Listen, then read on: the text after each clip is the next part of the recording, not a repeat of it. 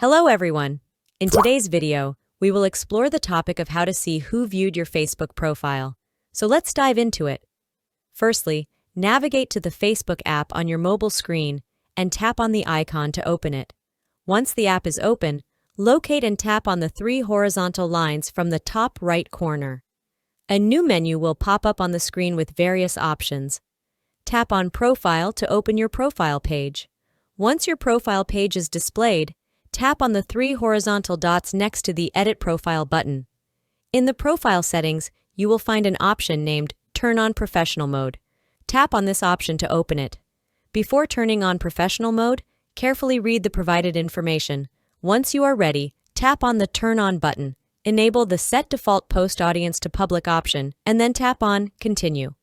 Within a few moments, your account will be converted into a professional account. Now, go back to the profile page and open See Dashboard. Next, tap on See More Insights, and you will be directed to a page containing information about your profile's performance and visitors.